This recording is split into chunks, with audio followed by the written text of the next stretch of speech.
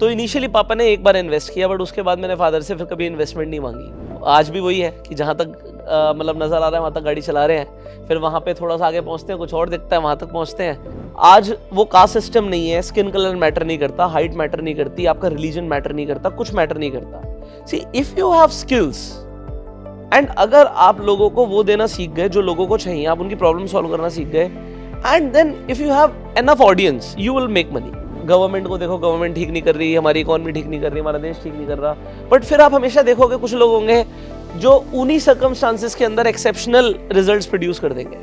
Content ऐसा होना चाहिए कि देख के लगे कि मैं ना देश के प्राइम मिनिस्टर को अपना कंटेंट दिखा सकता हूँ, सर ये कंटेंट मैं बनाता हूँ। जिस दिन घर के एक्सपेंसेस उठाने लग जाते हो तो उस दिन से आपके माँ बाप को कभी कुछ नहीं कहेंगे, कभी भी नहीं कहेंगे। अच्छा, फिल्में देखते हैं?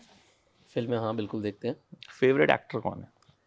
Favourite actor, tough question, but मुझे ऋतिक रोशन काफी अच्छे लगते हैं। ऋतिक रोशन सुपर 30 की वजह से तो अच्छे नहीं लगते? नहीं, उससे पहले से ही अच्छे लगते थे। मैंने पता है ये सवाल आपसे क्यों पूछा, क्योंकि आपकी स्टोरी जब मैंने सुनी वो मुझे बिल्कुल फिल्मी स्टाइल वाली स्टोरी लगी कि 17 साल में यू स्टार्टेड कि भाई मुझे अपना कुछ करना है। 17 साल का लौंडा 100 बच्चों को पढ़ाता था।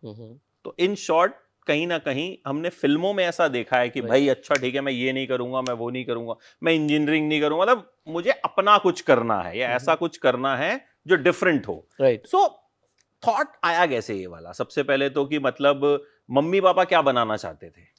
पापा तो इंजीनियर बनाना चाहते थे, वो हमेशा से मुझे एक इंजीनियर देखना चाहते थे, और उसके बाद वो चाहते थे कि मैं सिविल सर्विसेज में जाऊं। तो फादर हमेशा चाहते थे कि मेरा बेटा एक अच्छे लेवल पे गवर्नमेंट ऑफिसर बने, उसके पास गवर्नमेंट की तरफ से गाड़ी होगी, घर होगा, नौकर चाकर होंगे, गाड़ी के ऊपर लाल बत्ती होगी। और वैसा मैंने कुछ भी नहीं किया। मम्मी क्या चाहती थी? मम्मी कुछ नहीं चाहती थी, मम्मी चाहती थी मेरा बच्चा खुश रहे बस। और मेरे पापा मुझे डॉक्टर बनाना चाहते थे कि डॉक्टर बन जा, नहीं हो तो कोई दांतों का डॉक्टर बन जा। अच्छा। तो मेरे अंदर उतना दिमाग ही नहीं था, बड़ी मुश्किल से लटक धटक के तो पास ही हुए थे साइंस में। क्या होता है, मैं भी साइंस बैकग्राउंड से ही था। अच्छा, साइंस किया आपने? बीएससी? नहीं, मैंने एक्चुअली 12th तक मेरे पास साइंस थी। ओके। उसके बाद I did psychology honours. Okay. So मेरे पास पीसीएम भी थी, मैथमेटिक्स भी थी, बायोलॉजी भी थी, मैंने दोनों ऑप्शंस खोल रखे थे। मेरे पास भी मेरा स्कूल ऐसा था जहाँ पे ये दोनों ऑप्शंस थे। हाँ। नहीं तो पीसीएम होता है या पीसीबी होता है। Right, absolutely. मेरा स्कूल भी ऐसा था जहाँ पे दोनों ऑप्शंस मैं तो कंप्यूटर साइंस भी ले लेता अगर वो दे देते स्कूल वाले। मतलब सब सारे दरवाजे खोल दो। तब तक पता नहीं था कि कहाँ जाना है। राइट। तो इंजीनियरिंग पिताजी चाहते थे कि भाई मेरा बेटा इंजीनियर। पहले उनका स्टेप्स थे कि ये करेगा, उसके बाद ये करेगा, बीटेक करेगा, फिर आईएएस के लिए प्रिपेयर करेगा, और फिर उसका सिलेक्शन हो जाएगा। मतलब उनको क्लियर था ये होगा। देन आपका दिमाग कब? नहीं, हमने घर की परिस्थितियां देखी कि बेसिकली घर की रिक्वायरमेंट क्या है। तो ये चीज़ है कि मेरे फादर और मेरी मदर तो खैर कुछ नहीं चाहती थी, ऐसा उनकी एक्सपेक्टेशंस नहीं थी, बट मेरे फादर क्या चाहते हैं, एक तो ये चीज़ है, और दूसरी चीज़ कि घर की ज़रूरतें क्या हैं। मुझे दिख रहा है कि फादर स्ट्रगल कर रहे हैं फाइनेंशियली, एंड बिकॉज घर में फाइनेंशियल कॉन्स्टेंट्स की वजह से लड़ाई झगड़े भी होते हैं कभी कभी। कभी पापा मम्मी को बोलते हैं अभी तो तेरे को पैसे दिए थे, तूने खर्च कर दिए, मम्मी कहती कैसे चलेगा घर। और ऐसी ऐसी जो बातें होती है ना कि हर चीज़ की महंगाई बढ़ रही है। मैं अपने फादर से कुछ मांगता था तो मतलब मुझे दिखता था कि वो करना तो चाहते हैं, बट मुझे पता है वो नहीं कर पा रहे हैं। मुझे पता है कि कंप्यूटर लेने के लिए भी मैंने पापा से जिद करी थी, मतलब भूख हड़ताल पे उतर आए थे कि कंप्यूटर चाहिए। और ये शायद सही नहीं था, क्योंकि वो मेरे फादर के लिए एक बहुत बड़ा मतलब आप कह सकते हो कि एक चैलेंज था कि उस टाइम पे मान लीजिए 30-40 हज़ार रुपए भी उनके लिए एकदम से खर्च करना एक बड़ा डिसीजन था। तो मैंने फादर से जिद करी, उन्होंने मेरे लिए मेरी जिद के हिसाब से उन्होंने किया तो सही, बट वो कैसे कर रहे हैं ये मुझे दिख रहा था। तो मुझे ये लगा कि अगर अभी मैं यहाँ से पढ़ाई ही करता रहूँगा और घर में कॉन्ट्रीब्यूट नहीं करूँगा, तो मेरे 2 भाई बहन भी हैं, मतलब वी आर 3 सिबलिंग्स। हाँ, एक मेरी बहन है, एक मेरा भाई है। तो मेरा भाई मेरे से 10 साल छोटा है, तो बहन भी है, भाई भी है। अब अगर मेरे लिए ही पापा इतना बड़ा वो ले रहे हैं, एक बहुत बड़ा उनके लिए डिसीजन भी है और बहुत बड़ा उनके लिए चैलेंज भी रहेगा कि मेरी पढ़ाई पूरी कराना, तो फिर बाकी मेरे भाई बहनों का क्या होगा। सो अब मुझे ये क्लियरली पता लग गया, तो मैंने खुद से सोचा कि मैं क्या कर सकता हूँ। तो ऐसा मुझे लगा कि मुझे पढ़ाना आता है, मेरे अंदर टीचिंग स्किल्स हैं।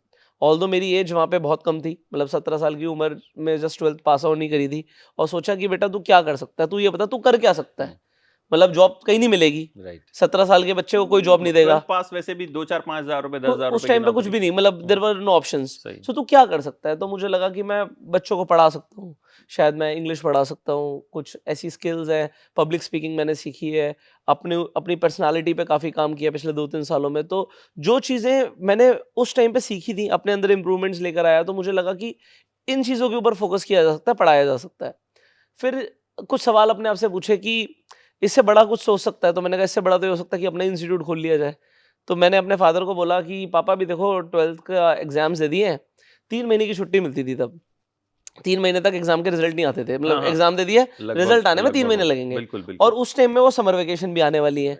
तो मुझे लगा मम पापा देखो बच्चे ना फ्री हो जाएँगे, उन्हें कुछ एक्स्ट्रा कोकुलर एक्टिविटीज़ जॉइन करनी है।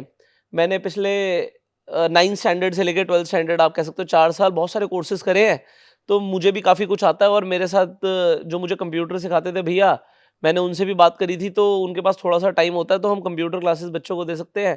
कुछ ऐसा-ऐसा इंग्लिश स्पीकिंग के कोर्सेज़ रख सकते हैं, पर्सनैलिटी डेवलपमेंट के कोर्सेज़ रख सकते हैं। तो शायद हम पैम्फलेट वगैरह डिस्ट्रीब्यूट करेंगे तो चल जाए। पापा कह रहे बकवास है सब, मतलब उस तरीके से। बट मेरी मम्मी ने कभी मेरे पे डाउट नहीं किया। उन्हें लगा कि ये करना चाहता है तो let's give it a shot. She was like that. तो पापा ने कहा अच्छा ठीक है देख, मतलब हाँ, तू ढूँढ तो सही, इंस्टीट्यूट मिलेगा नहीं मिलेगा, बट बाई चांस की बात है, मैंने बस एक ही प्रॉपर्टी डीलर को वहाँ पे बोला, उसने मुझे एक ही इंस्टीट्यूट वहाँ पे दिखाया जो चलता हुआ इंस्टीट्यूट था, बट वो बंद हो गया किसी था। किसी रीज़न से, बट फर्नीचर सब कुछ लगा हुआ है, क्लासरूम्स बने हुए हैं। So I got a good 3 room setup, 3 classroom का सेटअप प्लस अ रिसेप्शन। मुझे उस टाइम पे 12,000 रुपए रेंट में मिल गया। हुँ। मैंने किस एरिया में? I used to live in East Delhi. Okay. तो दिल्ली के अंदर मुझे 12,000 रुपए में एक 3 क्लासरूम सेटअप मिल गया। तो मैंने पापा से बात करी कि पापा ऐसे-ऐसे है और डिपॉज़िट भी कम है सिक्योरिटी का, और सा देखो यहाँ पे एक्सपेंसेस ही नहीं है। बट ऑल्दो फिर कंप्यूटर्स लेने पड़े और कुछ एक्सपेंसेस लगे। तो इनिशियली पापा ने एक बार इन्वेस्ट किया, बट उसके बाद मैंने फादर से फिर कभी इन्वेस्टमेंट नहीं माँगी। तो उन्होंने इन्वेस्ट किया, मैंने पैम्फलेट्स वगैरह थोड़े से बँटवाए। मेरे पास कुछ ही दिनों में पहला बच्चा आ गया, फिर मैंने उसे थोड़ा-सा गाइड किया, तो वो अपने फ्रेंड्स को ले आया और करते ही करते कुछ बैचेस शुरू हो गए। सो 17 साल की उम्र में मैंने अपनी पहली कमाई करी। तो बस ये दिमाग में आ गया कि ये अच्छा है, दिस इज़ गुड, कि आप लोगों को कुछ दे रहे हो और आप कुछ कमा रहे हो, आप मेहनत करके कमा रहे हो, और ज़्यादातर बच्चे इस डायरेक्शन में सोच भी नहीं रहे। तो बस 17-18 साल की उम्र से ये चीज़ें शुरू हुई, जो रास्ते दिखते चले गए, वहाँ तक चलते चले गए, जितना नज़र आने लगा, आज भी वही है कि जहाँ तक मतलब नज़र आ रहा है वहाँ तक गाड़ी चला रहे हैं। फिर वहाँ पे थोड़ा-सा आगे पहुँचते हैं, कुछ और दिखता है, वहाँ तक पहुँचते हैं, एंड इस तरीके से ही प्रोग्रेस होती रही लाइफ में।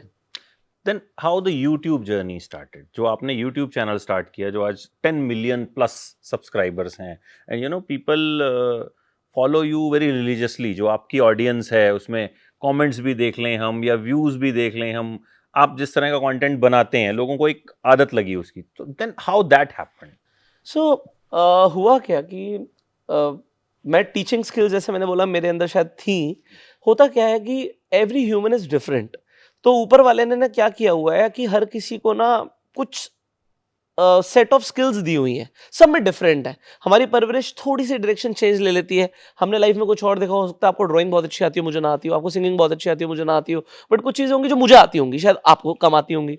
तो मेरी टीचिंग स्किल्स, मुझे ऐसा लगा कि मैं अगर बच्चों को सिखाता हूँ तो मैं कनेक्ट कर पाता हूँ। चाहे वो 1 टू 1 था, चाहे वो 100 बच्चे हुए, चाहे वो धीरे-धीरे हमने जितने भी बच्चों को कनेक्ट किया। तो करते-करते क्या हुआ कि वहाँ से मैं टीचिंग वाले प्रोफ़ेशन में तो था, बट शायद मेरी ख्वाहिशें पूरी नहीं हो रही थी। तो मैंने बीच में बहुत सारे काम करे। I was into sales and marketing also. So when I was in sales and marketing, I was sitting in Cafe Coffee Day. तो मुझे कोई सुन रहा था, तो मैं थोड़ा-सा लाउड ही बोलता हूँ, ये मेरा नेचुरल है।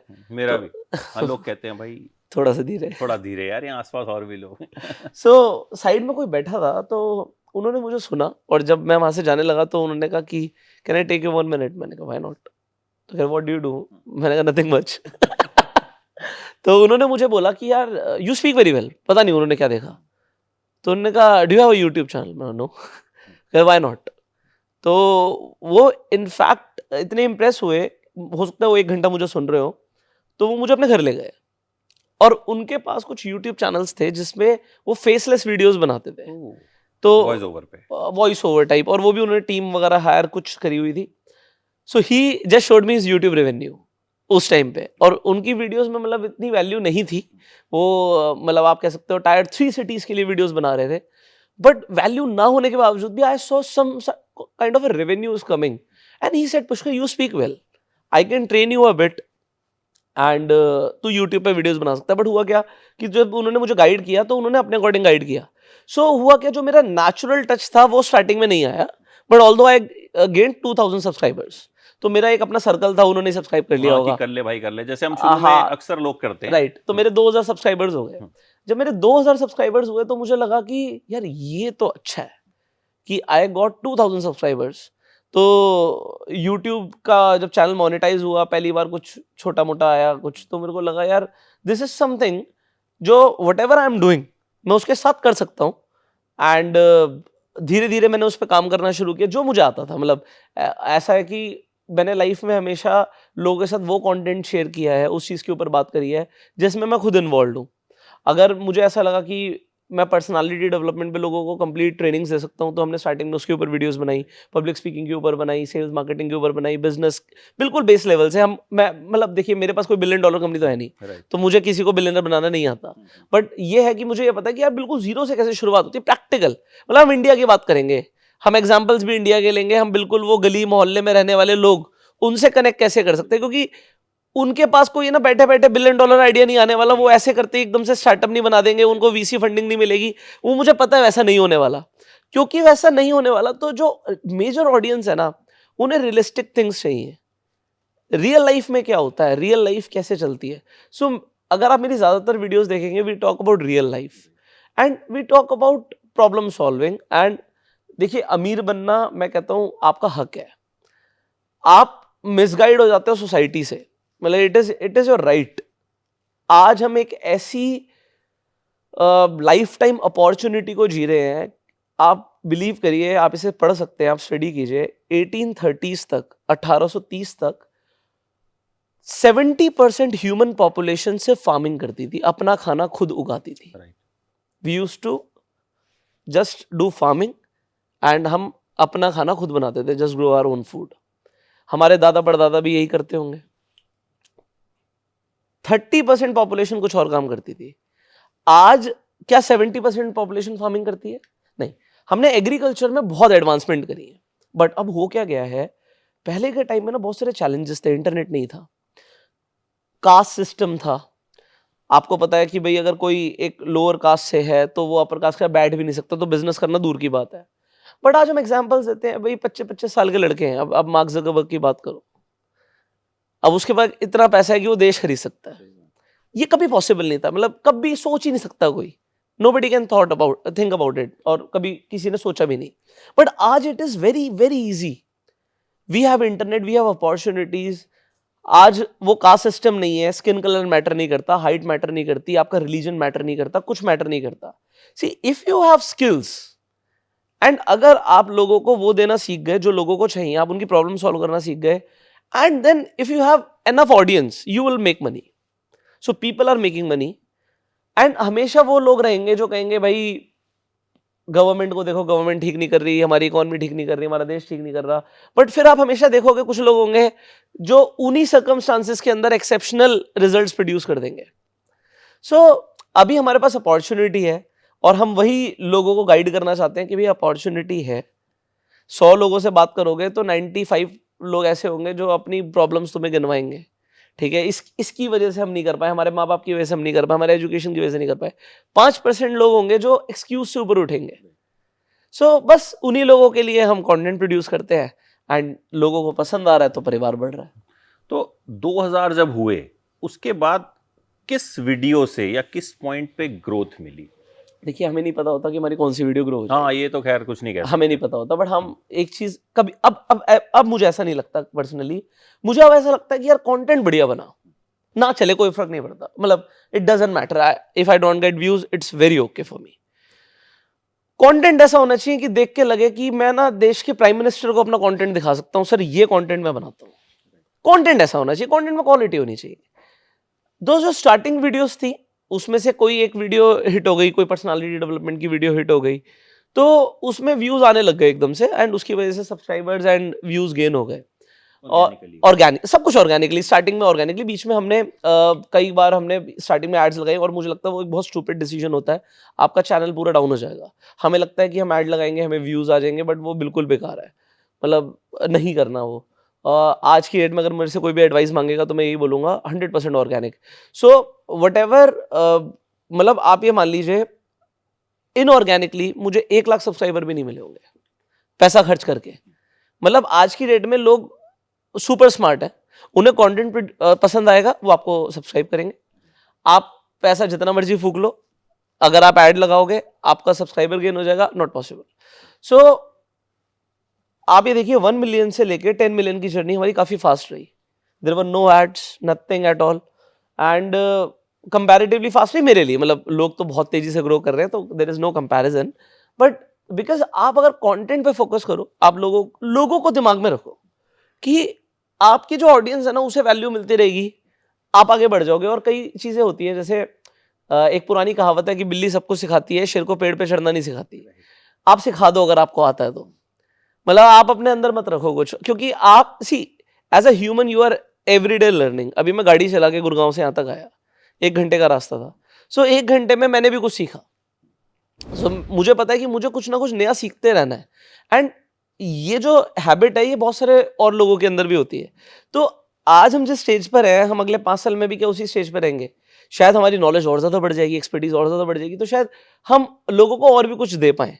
सो आज जितना आता है उतना देते रहो। सो ये देने वाली जो हैबिट है, अगर आप एजुकेशन फील्ड के अंदर हो तो बहुत इंपॉर्टेंट है।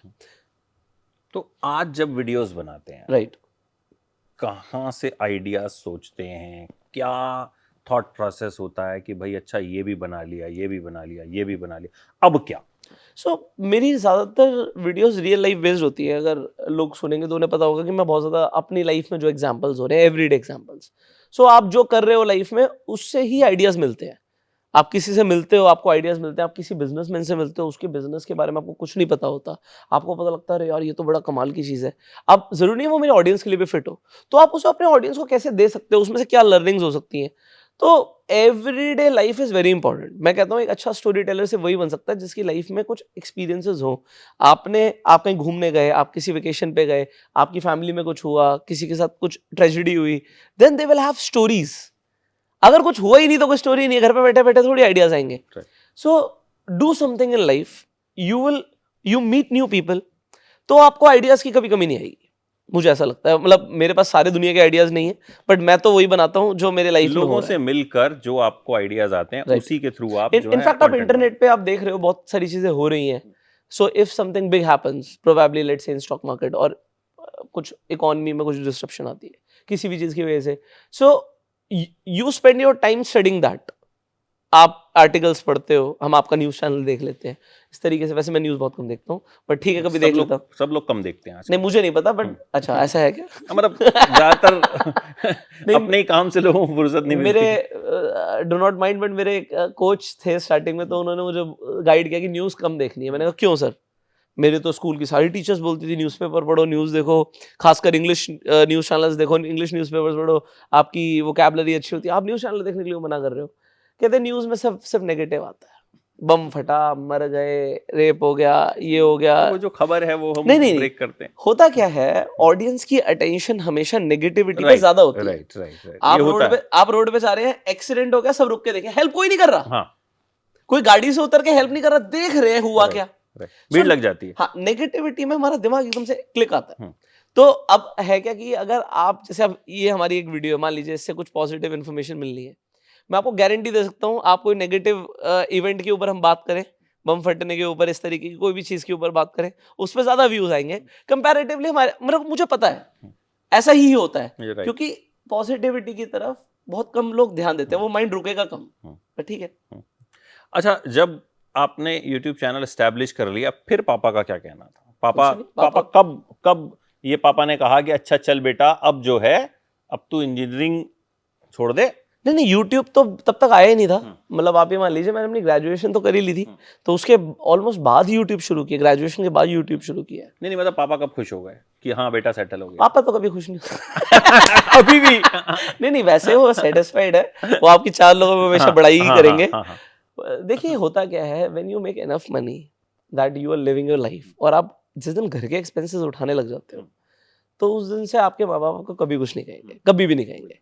आप तो मैंने ऑलमोस्ट 18-19 साल से अपने घर के एक्सपेंसेस उठा लिए थे। मैंने 17 साल से शुरू किया। यूट्यूब का उसका कोई लेना देना नहीं था।